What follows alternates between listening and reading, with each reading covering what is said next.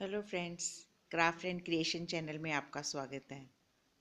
Friends, आज मैं आपको जो स्टिच सिखाने जा रही हूँ वो बहुत सिंपल और बिल्कुल स्ट्रेट स्टिचेस की तरह होता है और वो सीड स्टिच बोलते हैं उसको।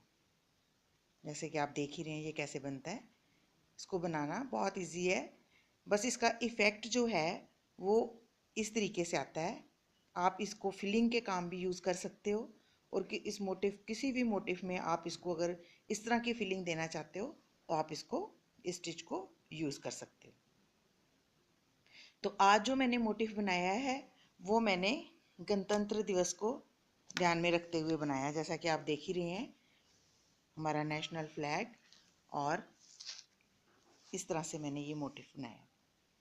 इसमें हमने डिफरेंट तरह के स्टिचेस यूज़ करे हैं। तो इन सभी स्टिचेस के बारे में मैं आपको साथ ही आहिस्ता आहिस्ता बताती रहूँगी कि कौन कौन से स्टिचेस यूज़ करें हैं। और सबसे पहले जो मैं स्टिच यूज़ कर रही हूँ, जो आज मैं सिखाने भी जा रही हूँ, उस स्टिच के बारे में बात करते हैं और उसको बनाते हैं, जिसे हम सीड स्टिच कहते हैं।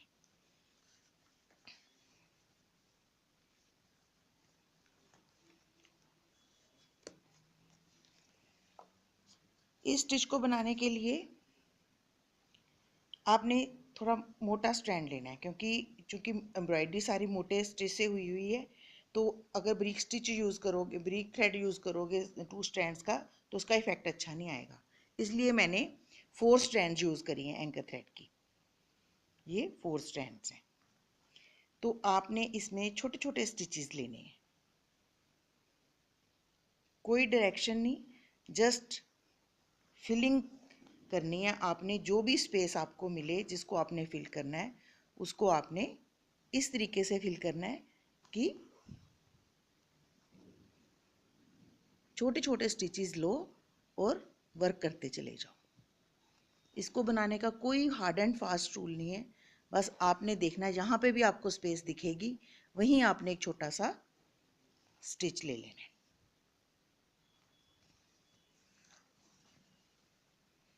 इस तरीके से।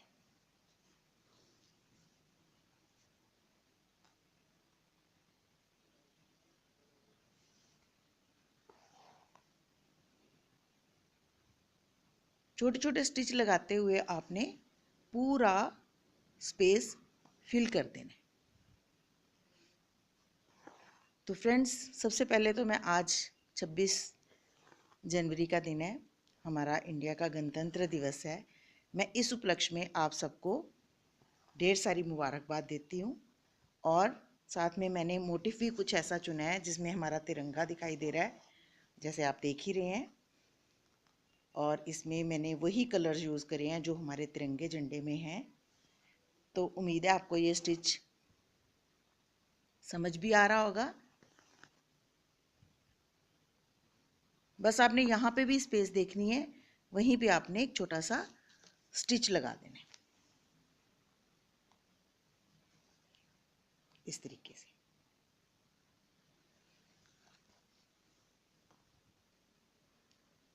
तो जैसा कि आप जानते ही हैं कि हमारे तिरंगे में जो कलर्स हैं उन सब कलर्स का सिग्निफिकेंस है, कोई ना कोई महत्व है जिस वजह से इन कलर्स को चूज़ किया गया है। सबसे ऊपर जो और केसरिया कलर है आपका, सैफ्रॉन कलर, ये कलर साहस और शौर्य का, बलिदान का प्रतीक है। साहस और बलिदान का प्रतीक है। और उसके नीचे जो सफ़ेद कलर है वो शांति और अमन का प्रतीक है। और ग्रीन कलर खुशहाली के लिए माना जाता है। और इसके बीच में एक चक्र रहता है, जैसे कि आप देख ही रहे हैं, ये ब्लू कलर का होता है, इसे अशोक चक्र कहते हैं। इसमें 24 ये पिलर्स होते हैं। तो ये मैं आपको ये भी बनाना सिखाऊंगी।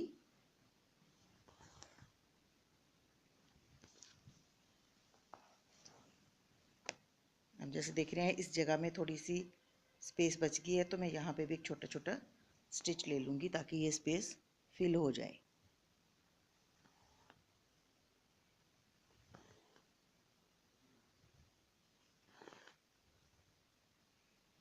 कोई हार्ड एंड फास्ट रूल नहीं है कि स्टिच को किस तरीके से लेना है, टेढ़ा लेना है, सीधा लेना है, बस छोटे छोटे स्टिचेस लेने हैं आपने।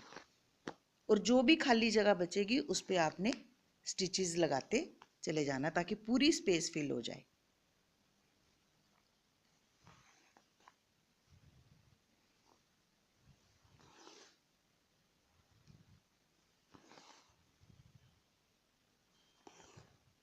इसको सीड स्टिच कहते हैं। आप इवन कोई बड़ा सा फ्लावर बनाना चाहते हो, उसको फिल करना है तो इस स्टिच से भी फिल कर सकते हैं।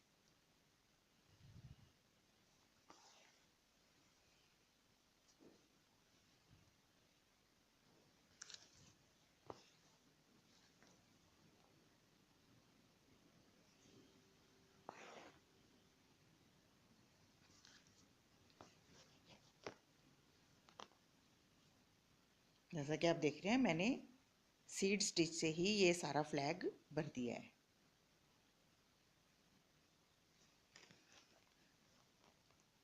अब जो थोड़े बहुत फ्लावर्स बचे हैं, जैसे ये छोटा सा फ्लावर है, ये मैंने लेजी डेजी स्टिच के साथ किया है। लेजी डेजी स्टिच मैं आपको पहले भी सिखा चुकी हूँ।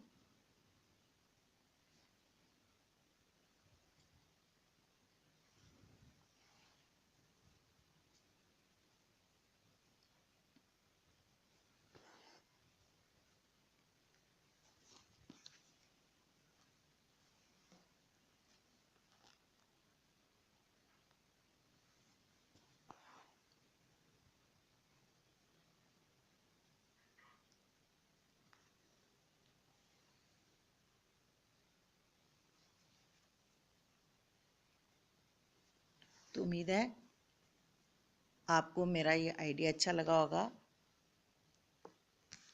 और आप इस सीड स्टिच को सीख के कोई भी फ्लावर फिल करेंगे तो उसका इफ़ेक्ट बहुत अच्छा आएगा। आप कोशिश करिएगा। कुछ स्टिचेस बहुत इजी हैं और उनका इफ़ेक्ट बहुत अच्छा आता है।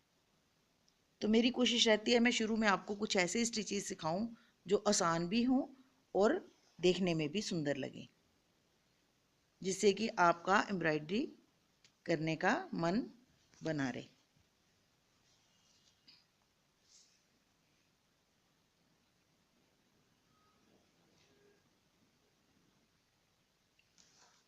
और इन फ्लावर के बीच में मैंने वाइट कलर से फ्रेंच नॉट्स बनाए हैं।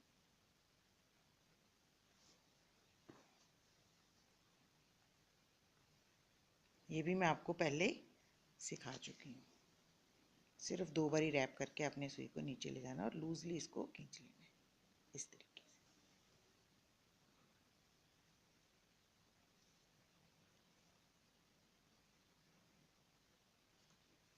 अब मैं ये अशोक चक्कर बनाऊंगी। सबसे बाहर की जो बाउंड्री है इसकी, वो मैं स्टेम स्टिच से करूंगी।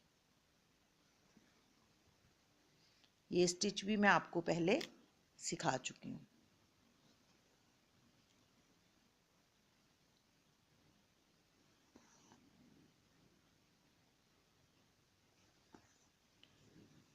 सबसे पहले आपने गोलाई बना लेनी है चक्कर की। फिर इसके बाद इसमें आपने जो इसके स्पोक्स हैं उसको स्ट्रेट लाइन से दर्शाना है।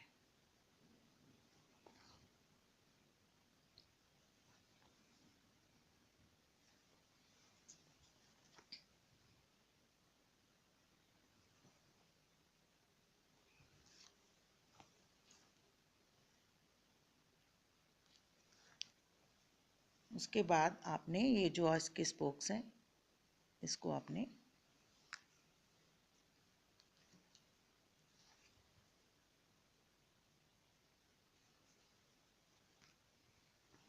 सिंपल स्ट्रेट स्टिच के साथ फिल करने हैं। वैसे तो ये 24 होते हैं।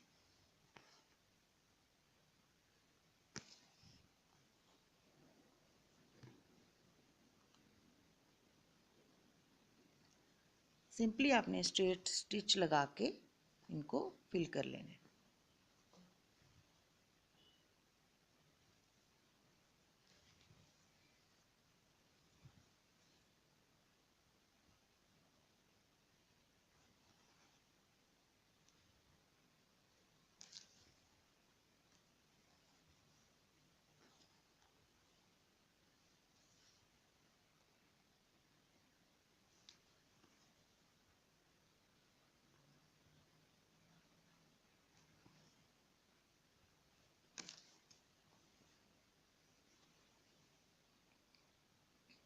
इस तरीके से।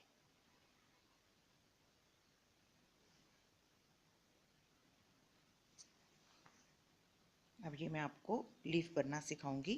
ये मैं पहले भी आपको सिखा चुकी हूँ। ये सिंपल स्ट्रेट स्टिच जिसे हम साटन स्टिच बोलते हैं उसके साथ बनाएगी ये।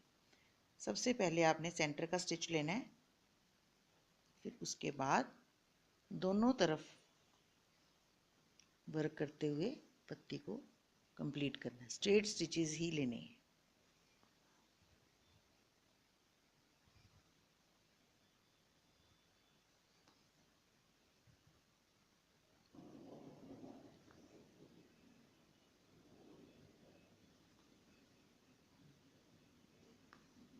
ये स्टिच भी मैं आपको पहले सिखा चुकी हूँ। इसको साटन स्टिच बोलते हैं या फिर ये भी फिलिंग स्टिच है। ये भी कोई भी फ्लावर या पत्ती भरने के काम आता है। तो मैंने जो इसके फ्लावर्स बनाए हैं वो भी सारे साटन स्टिच के साथ ही बनाए हैं।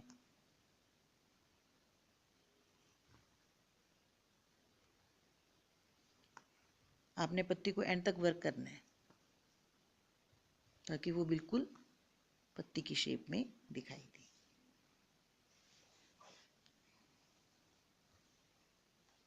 इस तरीके से।